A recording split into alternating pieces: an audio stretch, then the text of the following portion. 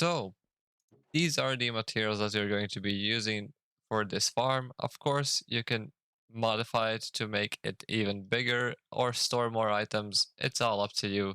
But for the sake of this tutorial, we're going to be using the minimum amount of materials.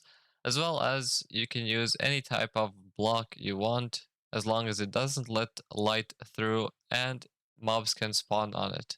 As well as you can use any type of slab, but well, this is what we're going to be using.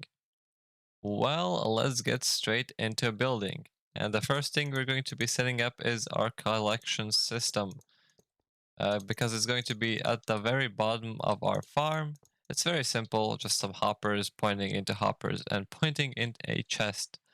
On top of these hoppers, we're going to set up our campfires, because when the mobs die, on the campfires, hoppers pick the items up and put them in a chest. And around the campfires, we're going to be making a too tall wall so the monsters can't jump out. And let's put a single block above our chest so we can open it. And we go out 10 blocks from each edge, so it should look something like this.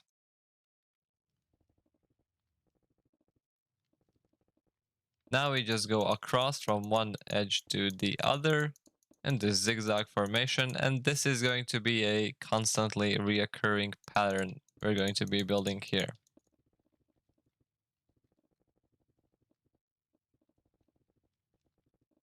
As you can see, I didn't even build it perfectly because we're just going to be filling this all in. We repeat this zigzag formation all around our platform here.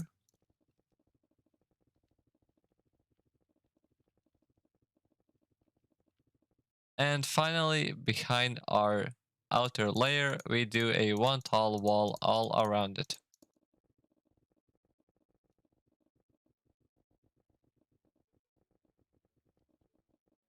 This is what your build should look like right now. From this point on, we locate the center of our fire pit and build 5 blocks up.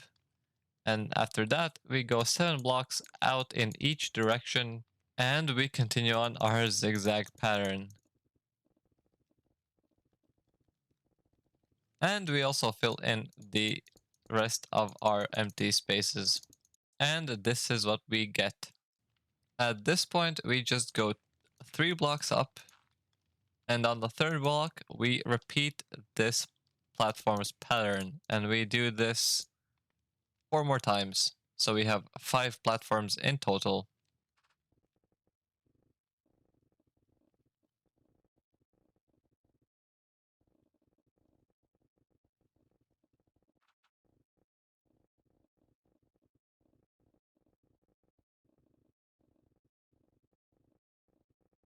So this is what we should have after building our platforms. We can take out the dirt in the middle and we can finally start building the actual contraption. We have our dispensers and we are going to be plugging all of the holes in our platforms. They have to be facing upwards, otherwise this won't work. So that's 5 dispensers and our 6th one is going to be going on top of here. Doesn't really matter the direction of this because now we put our observers all facing down. So the red spot here is facing downwards and it's going to be activating our dispensers below. So let's do this again on all of our platforms. It's a bit tricky, like so, like so.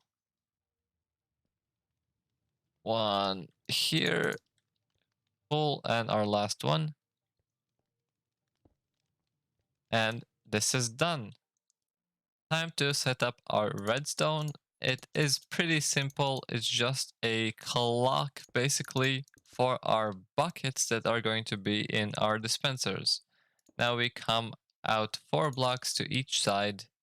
We place repeaters all along here like so. We put redstone dust at the end here. Put a comparator on the other end. We put a lever behind our comparator and a redstone dust here. So an important thing is to set all of these repeaters to 4 ticks, because if this clock is too fast, the mobs won't have time to spawn, and well, it may hinder your rates. As well as we need to set this to be activated. Now this clock should be working. Let's just take a quick look. You heard the dispenser activating and deactivating. Okay, awesome. So there's not a lot of things left to do. We just need to make everything dark. And from the center, 16 blocks in each direction, we're going to be putting half slabs, lower half slabs, so mobs can't spawn.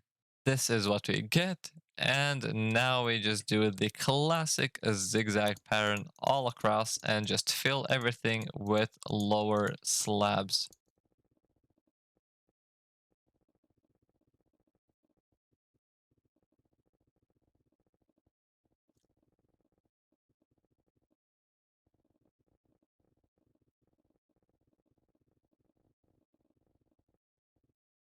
This is how your farm should look, and we already are getting some mob spawns, but well, it's not active just yet. We need to fill our dispensers with a bucket of water so all the mobs get flushed down the stream, and well, we can collect their drops.